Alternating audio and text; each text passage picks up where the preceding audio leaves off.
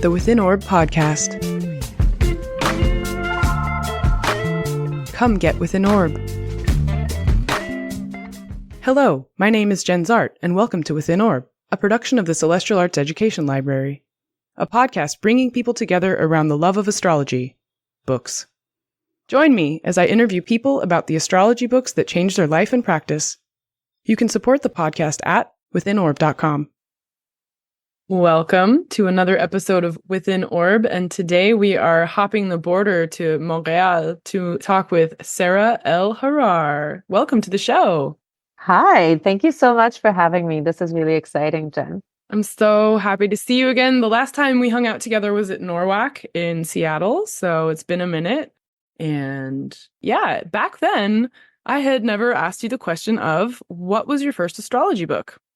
So it's funny, the first astrology book, I guess the truth is that the first astrology reading that I would do is the backs of my mom's magazines, always. Like she would buy Elle and everything, and the horoscope was like directly where I would go.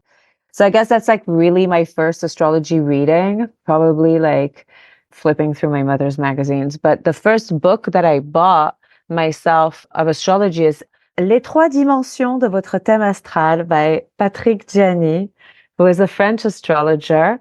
And it was like really a great introduction for me because what this means, Les Trois Dimensions, is the three dimensions of your astral theme, which is how they say natal chart in French. Astral theme. I love that. Right? So he takes every placement and kind of puts it in like three different ways of health. And so it gave me, my first introduction was like really a perspective on how flexible the interpretation of a chart could be. Like if you have Mars in Aries, it's not going to be that static meaning, but there's going to be like three. So he says three possibilities of expression. And so that was really interesting for me to see how I could take my chart from one place and kind of like elevate it to another place and not be so faded. I loved it. And I was looking back to it while preparing for this. And I was like, oh, this is actually a really good introductory book.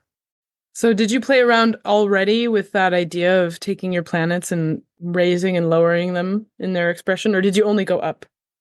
I think the desire for me would be to go up, Yeah. But definitely stumbling down and seeing myself like, oh, maybe I am like low vibe Aries right now, Yeah. How could I be that type of Aries, which sounds super cool and is not at all what I am at this moment. Yeah, and it was good because also it felt like there was like this kind of, without being evolutionary astrology at all, but like a evolutionary possibility of your chart, of yourself, and not feeling like faded or static, which I had felt before in astrology. I'm a Taurus, I'm stuck, I'm this, So this was like really good for me, yeah. Oh, so you said not evolutionary. So are there strands of tradition in the French experience that aren't translated into English that this person is working from, Patrick? I really wonder. New Age and Karmic Astrology, he calls himself. Okay.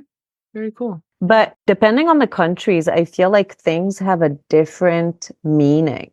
So I'm not sure if when Patrick says Karmic Astrology, having read his book, he means Karmic Astrology like we would in North America. Right. You'd have to check his bibliography to see if maybe there were some references to any North American strands of Karmic Astrology. Martin Schulman, I've learned, was one of the first people to bring that out into the English-speaking world.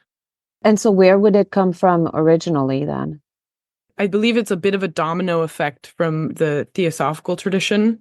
When Helena Blavatsky was making a kind of melting pot out of all spiritual traditions to make this like omni-spiritual path. Mm-hmm. And so the idea of karma coming over from the Indian subcontinent mixed with European continental ideas of astrology and like personal destiny together kind of allowed, I think, this karmic strand to work its way through. But it didn't get, as far as I know, I don't think it got its own full expression until Martin Schulman in the 70s called his book Karmic Astrology Volume 1 and Karmic Astrology Volume 2. Wow. And from there, it just kind of grew like cancer. Not the sign. Right. The illness, not that karmic astrology is an illness. No, it metastasized into all these forms where it just really grabbed something people wanted to hear, Yeah, and I think the word karmic would just do it. That's enough to attract people and be like, what do you mean my karma, you know? Yeah. So yeah, so he calls it New Age karmic astrology. So New Age. Yeah. Well, and even you said high vibe, low vibe. That sounds new age in a way. It makes me want to go to a festival. Yeah, it's a little maybe more basic and simple, but yeah, like I'm opening like this, just opening the page on Neptune, and it's like utopia and spirituality and images and dreams. Like it's a little maybe even simplistic, but I feel like it was a perfect introduction for me to understand that the thing wasn't static, that I wasn't completely doomed. And so, I mean, it hooked me enough that I wanted to read more. Wow. It's always good learning you're not doomed. It helped me. I think it's surprising to see that people who don't necessarily know much think, oh, astrology is going to doom me, or I'm going to learn about my doomed fate. And it's like, no, actually, the Socratic know thyself allows you to hop the fate in a way. If you can see it coming, you can duck and curl. Yeah, I even have some clients that would come and be like, just please don't tell me which day I'll die. Like, okay, this is not what we're doing today. Or ever, ethically. Like, no, I won't, I can't, and I will not. But, yeah, there's like a certain fear maybe, yeah, of doom and fate, which, I mean, I get it. Some astrology is really doomsy and fate-ish. Mm-hmm. But even the traditional that gets accused of that, there's things built in where it's like, no, here's your loophole. That's your escape hatch. If you can find it, go through that part, see that. Yeah. But then there's also this sort of humbleness of like, oh no, yep, that's my Mars and it's doing it. There it is. And I think the more one develops an awareness of it, you can kind of recognize it and maybe calm it down. Even if you can't help it, sometimes it'll just spurt out like, oh God, I just Marsed all over that person. Ugh. Or swerve the punch. Also, maybe you can like see the punch come from a little bit. Yeah. And so would the punch be the fate? Probably. Yeah. So Patrick Giani, yeah, highly recommend. I don't know, sure. If you're speaking French, if you're French speaking and you want to check out his book, Les Trois Dimensions de votre thème astral, why not? It was good enough for me. Yeah, I love, so like he says 3 dimensions. I'm thinking, well, what would a 4th dimensional astrology look like? Would that just be timing it or something, like I don't know. Yeah, there's only 3 possibilities. You're either like you suck or you're mid or you're boss. That's like that's your 3 possibilities, I love it. Not one more. I remember one of my professors at NYU when I was in college had a class called The Average. And the whole class was about studying the sort of layer of society that one would call just average. Not exceptional, not necessarily like, unexceptional. It's actually, no, it's like fully unexceptional because anything that's on the fringes, whether it's high or low or whatever you're going to label it, I'm not using those words moralistically or morally, but, it's kind of this idea of just the common denominator, like quote unquote normal. Like what is normal? How did normal get to be? Yeah, I read recently a commentary on Hannah Arendt from Susan Sontag. So philosophy. Hannah Arendt wrote The Banality of Evil. And then Susan Sontag said about it that at any time in any society, 10% of the people are cruel, 10% of the people are righteous, and then 80% of the people would go whichever the way the wind blows. Wow. And so it's a scary commentary on Nazism, on totalitarianism, and all of that. How do these regimes happen? But yeah, the love averages. So yeah, well, and I think also with astrology, the rise of mass culture gave rise to a mass astrology that tends to get beat up a lot by people who say like it's superstition, or people who are practitioners say that's not real astrology, so it can't win. But here we are. So yeah. If I put you on a desert island, here comes the question. the question. The question. I know it's really hard. I'm learning this. It's very hard for people to answer this question. So I give you a lot of props for attempting because it is not easy. But if you had a very small bag to take with you onto this little island, what would be the 3 books you would bring? So I'm grabbing the 3 books that I haven't really finished. I'm still reading, and maybe they're giving me enough, and I haven't finished them because they're like dense enough that they're enough work for me to spend maybe another year on. Maybe if we talk in 2025, like, or in the further future, maybe I won't be completely finished with them.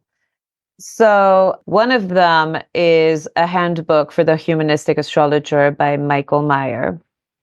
Michael Meyer is a humanistic astrologer who was Rudhyar's student and does this thing where he takes Rudhyar's more philosophical and complex and maybe dense thought and applies it really to the practice of astrology. Like, you're an astrologer, you have clients, this is what we're going to do with them. So taking the more conceptual or theoretical of Rudhyar and making it really practical for a practicing astrologer. And I really like the way he writes, and I think I would have wanted to be friends with him. Yeah, that's fair. He feels like somebody I want to hang out with. And so I'm enjoying reading it, and it's enough substance to keep me fed for a little while, this book. Like, I keep reading the same pages over and like thinking about them, and like I'll be on the bus and I'll read a little bit and then I close the book and I'm like thinking about what he said for a little while. So he's giving me good stuff in this book. Are you a fan of Michael Meyer, Jenn? You know what's funny? This was one of the books I picked for my island journey. Except that on my episode, I got put in the Badlands. So I was wandering in the wilderness. How am I going to get out of here? Yeah, no, I picked this one as well. I love it. One thing I do love about it is the way that he talks about the minor aspects. Yeah, right? Not so minor, hashtag. Yes. Hi, Rick Levine. We're here talking about minors. I mean, not minors. Not so minors. Non-Ptolemaic, Keplerian, one might say. Harmonic, one could say. How many ways can you divide a circle? A lot of ways. Yeah, so I really love this book. Do you find him friendly too? Is there something that you find particularly warm about Michael Meyer? Like, not preachy, question mark, something like that? Yeah, I mean, I never looked into his biography, so you're telling me that he was a student of Rudhyar, which makes sense. It's just not 2 dots I had connected yet. So I feel like in that distillation of the Rudhyarian philosophical complex, one could argue that Rudhyar was one of the greatest philosophers of astrology in the 20th century. And so for someone to distill that into a digestible form, into a handbook form, I find it very easy to use. I find it very easy to track. So in that sense, yeah, because of that lack of heaviness, it's nice to dwell in it, which is why I wanted to pick it as well. This idea of like, you're getting the worldview, but as you pointed out, through a practical lens. And so there's something pleasurable about that as a practitioner. But I haven't rated his personality in terms of temperature, like warmth or cold. I don't know. But I do like him. I mean, I like the way that book works. And I think that it's an unsung hero of the books that we have at our disposal. Oh, I'm so happy that you picked it too. Yeah, I feel less crazy about my choices now because wait, I'm about to take you on another. Oh no. On another road. This is gonna get good. So the next choice was Soul-Centered Astrology by Alan Okun. So I think Alan Okun qualifies as esoteric astrology. Would you say so? Yeah, theosophical in spirit. Yeah, this book blows my mind a lot. It's not my practice. I don't practice this way. I think that in my practice, I'm much more humanistic and a little bit more approachable than Okun is. But I like to vibe with people who take me on a ride that I wouldn't go on otherwise. And I feel like Alan Okun does that. Like, he's taking me places that I wouldn't go by myself. And I find his books a little psychedelic in a way. Awesome. And they show me astrology in a way that I don't look at it naturally. It like really flips the script for me. So I find that it's keeping me flexible. It's like really this big yogic stretch for me. when I vibe with Oken. And so I was telling my friend who studied with him that contrary to Michael Meyer, that I would like read a page, pause, and then ponder, Oken, I read a page, pause, and fall asleep. I love it. My system is like all systems shut down. It's like astronarcotics. Totally. It's like I literally like took something and I need to go to another plane of existence to digest it. Literally, because my brain doesn't get it. That's very Neptunian. Very. I am not a Neptunian person. I wonder what your synastry with Alan Oken's synastry is, if his Neptune just like... I also like him as a person. Yeah. I think I have this thing where I fall in friendship with the authors of the book that I read a lot. You know, you hear their voice and their writing. You are in a conversation with an author when you're reading, like you are in a trance listening to their thought and their train of thought. And so I really feel like I'm receiving their personality, and I feel a little sweetness from him, which now, as I'm saying this, I totally regret not choosing a woman. Okay. Cool. Cool. I chose 3 men, whatever, no big deal. But talking about women and esoteric astrology, a lot of the things that he takes are from Alice Bailey, and I can't do Bailey. I tried a lot of times. Her writing, it doesn't do it for me. There you go. Well, Soul-Centered Astrology was Oken's book that came after the 3 books that were in his Complete Astrology, right? Yes. Yeah. So his Complete Astrology was my first astrology book. So, I mean, Oken has a very big footprint, I think, also in just his way of delivering that kind of access point to the symbols. Yes. Yeah. And I feel like now that you're saying this, I feel like I'm into an astrology book that is an access point into something. I feel like this is what I vibe with. Like, show me where. Don't like lay it on me type of thing. Right. Show me how. Yeah. So soul-centered astrology is really good, and it makes me faint. I mean, I read and then I need to sleep. Like literally maybe like 3 minutes. I was laughing with my husband. Like he was telling me like, sometimes you're reading, but you're sleeping. I'm like, yes. I mean, I am convinced that sometimes there are books that you have in your possession that you will never read, but simply being near them and sleeping, like they do something into your brain, like an osmosis. Yeah. So when I'm on the island and I'm like scared and I'm insomniac and something is really bugging me, I'll read a little Oken and then go right to bed. It's like a bedtime story. It really is. I want to welcome everyone to the Significant Sources Salon. We are honored to have Dr. James Dotson host our Significant Sources Salon, guiding you through the books that have been most impactful in the world of astrology. We have curated several books which I think will be interesting, books that you might not have picked up yourself because they perhaps seem old or daunting, and we will make them accessible to you. The salon meets for 90 minutes every month with a summer break. For more details, go to www.CAELi.Institute. Join today, and we will see you there.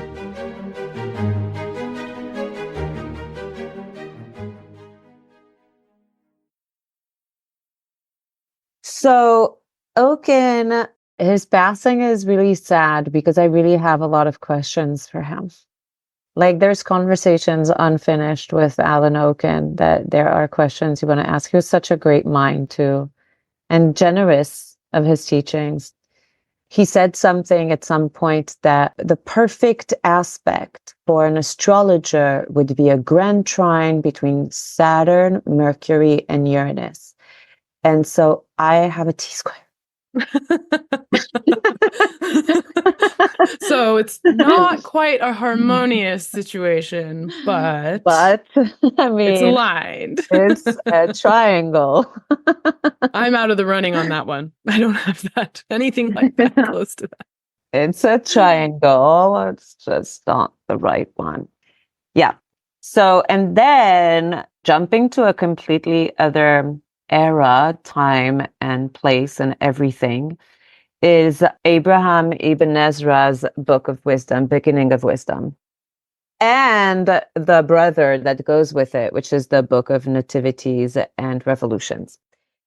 So this is like another layer for me.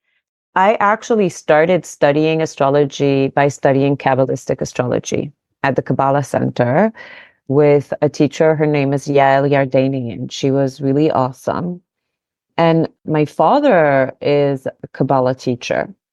So a lot of my own like introduction to astrology period was through that. And then studying traditional astrology, his name would come up, but he's like a huge rabbi. Like he's not just like big in astrology. He's also like big in the Jewish world, you know? Yeah. And so I really wanted to understand astrology the way that he understood it. So this is another one of my friends, imaginary friends of astrology that I would have conversations with. He was also a poet and he wrote like really, really beautiful poetry. He was also a translator. And so he translated astrology from the Greek to Latin to French, and a traveler and just like an all around really cool guy who lived in the year 1060, like in the Middle Ages. He was like a really cool astrology dude. I love that idea of like, we think of these classical astrologers as being sort of like marble statues, right? Because they're not here anymore. But you're painting this picture of this vibrant, dynamic, polymathic person you'd want to hang out with. He was. And then reading like other rabbis trash talk him, like saying like, oh yeah, he's really smart and but don't follow him. Like he's, you know, like he was on the edge of something. And when you read his poetry, you really get a picture of somebody who is like really vibrant and alive and sad and in awe and very human and very simple and very humble. Mm. And like, this is somebody I wanted to be friends with also. And so you don't find this in these books. So these books are awesome. They've been translated by Meira Epstein, who's an astrologer in New York. And the introduction is by Robert Hand. And so her translation is top notch, but it doesn't show this side of him, the poetic, humble, more, yet a little bit rock and roll. I don't think you can find him being rock and roll in these books, but he really is. You know what that means? We need another book of his. Yeah. Or another book about him that shows the rock and rollness. Maybe. You know, like if I showed you some of his poetry and I passed it for like grunge and I told you like, oh, this is a Nirvana song that was, you'd be like, yeah. Wow. So in 1,000 years, nothing's changed. No, he was just really, really ahead of his time. Like really. Awesome. I love that. I also love that image of like, you're going to this desert island and you're not taking astrology books, you're taking astrology friends. Yes, right? To hang out with. And people who are going to put me to sleep, make me think, give me a little punk rock, something. Do you hang out with people in real life who put you to sleep? Is that... Well, sure. Sure, it would be a great thing. It's a comforting thing. If you fall asleep in front of someone who's, you know, a friend, it's like, oh, you're very comfortable with that person. You know, I'm a Taurus, Sun, Moon, and Mercury. So if you can, fourth house. So if you can put me to sleep, like you're really, you did something right. Okay. It's something good. Yeah. Next stop is feed you when you wake up. Okay. Sweet. I mean, these astrology books feed me on a certain level, I guess. I love it. Yeah. Yeah. So those are the books I would take, and I would take them because they do actually feed me and they do give me, like, they're making me work. I'm still working on what they have to give me. It's not necessarily like the book forever, the books that I will not let anyone borrow, for instance, because there are these books that if somebody is like, can I borrow it? I'll be like, no. you know? Yes. But those are the books that I would take with me so that I can read forever on this desert island. I figured that it was a forever trip to the desert island. Oh, wow. I would hope that you get rescued at some point. A lot of people have been bringing the Picatrix to get themselves off the island through magic. Oh, okay. Okay. And sometimes it's not an island. Sometimes it's, a cave or a I wonder desert. if I would have picked the same if I was in a cave. It's like a good question. Yeah, I know context matters. And the heart of the question isn't necessarily about the desert island as a location, but more about the idea of like what's important to you.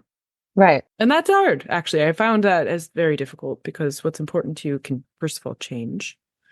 And second of all, might not be an astrology book, actually, but happens to be making you a better astrologer. Or it's, something that is important that's still inside and is not a book yet. Yeah. I mean, don't give me other things to think about. Like I will never not give you other things to think about. That is my job here. And so I think that the answer for these books was like what would keep me thinking, keep me stimulated, keep me engaged for long enough that I'm not bored. Yeah, well, and I love the immediacy of like, oh, you got to go now. Like, we're on this call and I'm sending you today and you got to pick up and go. I'm like, I never thought about answering it like that. That's really cool, because I would sit around thinking like, I apparently picked 2 handbooks. So I've already got this like utility in there. And you also have a practical quality to the things you've chosen too, because of that emphasis of Michael Meyer on putting things to work and not just sticking with the philosophy. But, how are you going to use this and have someone in front of you and help them understand what's going on in their chart, Okay, so speaking of people understanding what's going on in charts, if you had someone coming up to you and saying, I really want to learn more about astrology, Sarah, what would you have them read? That was really rough picking 3. Again, that's really tough. Okay, so I want to go by process of elimination. So the first one, and I think that every astrologer has it, has read it, needs to know it, needs to have seen it, is planets in transit, is Rob Hand. If you're learning astrology, this is the end all be all of understanding planetary placements, and it's Rob Hand. So for me, it's like this is like the basic bottom line, a little bit like pasta. Put any sauce on you want, but you got to have the pasta. Maybe gluten-free. It's coming out in a new edition soon, I hear. A gluten-free edition of Rob Hand. Maybe we could ask Rob if that's true. But no, I've heard that he's revising it for a new edition after 40 years. Because now, because he's changed. Well, he's got more astrology under his belt and a PhD since then. How much more astrology, Robert Hand, do you want under your belt? So what I'm going to do, though, because this is one of my favorite things about CAELi, is checking the different editions of things to see what got cut out and what got added. I'm going to read the Saturn conjunct midheaven excerpt, because that's where he says it's like the Watergate transit. If you've done your work, Saturn comes to your midheaven and kudos to you. You get more responsibility. Yay. And if you haven't, you get taken down like Nixon. And I'm like, is that a relevant example in this time and age? Will people remember that? Or what else would he add to that description? That's the first place I would look to see how the new edition stacks up. Oh, yeah. Interesting. Yeah. Because it's like right there. That's the beginning. It's the very beginning of the book, I think, right? The Watergate example. He's like, where's it at Saturn? I don't remember reading the front matter, but I do remember in the chapter on Saturn. Yeah, Nixon and Watergate is right here. Case study, chapter 3. Yeah. There you go. See? Yeah. Yeah. So this for me, this is like the pasta, it's the bread, it's the basic, it's the beans. It's like what you need in your pantry. Like if there's a pandemic, what do you buy? You need beans, you need rice, you need planets in transit. Rob Hand. Very basic. A less basic one that I had chosen, and I love this author a lot, finally a woman, is Karen Hamaker-Zondag. And planetary symbolism in the horoscope is really, really excellent. I find her books really intelligent and subtle. I like the way she writes. She feels like a friend. Yeah. And it's just like really thorough. I think all her books. So then I realized, wait, hold up. Like all her books for beginners. Like you want to learn about aspects, get her book. You want to learn about the houses, her book. They're good, they're subtle, they're intelligent, they're clever. I love when authors don't speak down to us. I feel like when we read her, we get smarter too. That's good. She's a get smarter by osmosis type of person. And she's a get better at astrology by osmosis type of person too. Like, I feel like it's really great. Well, Karen's got a book about that I really think is kind of interesting, is a book about the yod, which is this aspect formation. Does that play a role in any of your work on aspects? 100%. I think that book is an entry point to her other books for a lot of people, because there are not that many yod books, and that is a good yod book. And I do love her explanation of them. So what is a yod, for those who don't know? A yod is two quincunxes meeting at an apex and being joined at the root by a sextile. So a yod is a formation of two minor aspects called quincunxes, again with the minor, not so minor aspects. And basically a quincunx happens when two planets are not in the same mode and not in the same element. And so there's a lack of relating between the points involved. And so a yod in Hebrew means hand, actually, but the yod is translated as the finger of God. And it points to this planet at the apex that is feeling what I'm interpreting as a form of bullying from the planets at the root, which are in sextile. So they're best friends. Oh my word. And the loner planet at the apex is like really feeling misunderstood and maybe judged and all alone. But that planet is actually chosen, is a little bit like, I would imagine, like in a movie, like the anti-hero, which is actually the hero. So maybe it's that the girl with the glasses, and then she's going to get a makeover. Like this one planet at the apex is going to be the solution, but is feeling for the most part at the beginning of the story like a victim, and will rise up to becoming one of the most powerful and potent placements in your chart. So yeah, I definitely do work with yods, love yods, and like Karen Hamaker-Zondag's book about it. Awesome. Okay, so are there any other last books you would put someone onto if they're trying to learn astrology? So I have it in French. I forgot how it's called in English, but in French, it's called Pratique de l'Astrologie, and it's Stephen Arroyo's book, which is another handbook for astrologers on how to read charts and how to behave with clients. And that was like really a big book for me as well. And I really love Stephen Arroyo's books. Same. I like the way he writes. I want to hang out. And then he has this other book that is really excellent and a very good basic on the outer planets, which is Astrology, Karma, and Transformation, the inner dimensions of the birth chart.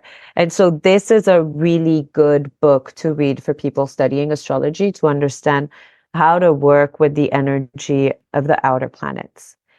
However, recently, in real life, my students have been asking me for a good book to start seriously studying with. And the truth is that none of these books actually came out of my mouth. And I noticed that in preparation for this podcast. Wow. And the one book that I told all of them was Alan Oken's Complete Astrology.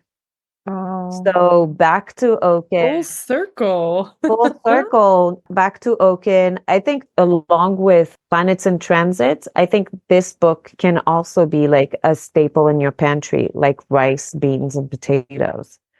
It has everything. It's literally complete astrology.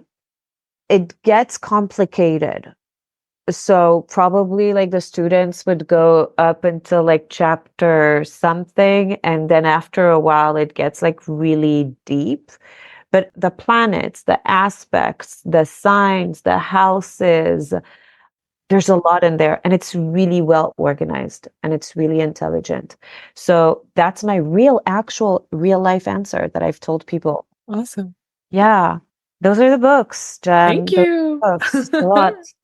I love the way you think about the authors as friends and just the way that you choose things that stretch you and put you in yoga poses and to sleep and all of these other modalities of experience and kind of not just, tell you what's what, but force you to think and engage and meet them halfway. So that's super cool. So where can people find you in the World Wide Web? My website is www.astroauntie.com. That's AUNTIE. And I'm Astro Auntie on the social medias. I also teach at Debra Silverman's School of Applied Astrology. So I teach all 3 levels for her. So that's where I'm at. And that's it. Thank you, Jenn. Awesome. Thank you. Thank you so much for spending time with us today. It was awesome. Thanks for having me. Thank you for listening to Within Orb. To learn more about the Celestial Arts Education Library, or to become a member, visit our website at CAELi.Institute. That's www.caeli.institute. If you enjoyed this episode, please help spread the word. Follow or subscribe to Within Orb in your podcatcher of choice, rate it 5 stars, or write us a happy review. This helps others find the show. We also want to give a big thanks to the indie band The E-Block for contributing their song Wake Up for our intro and outro music. You can find them at their website, eblockband.com. This is Jenn Zahrt, signing off for now. See you next time.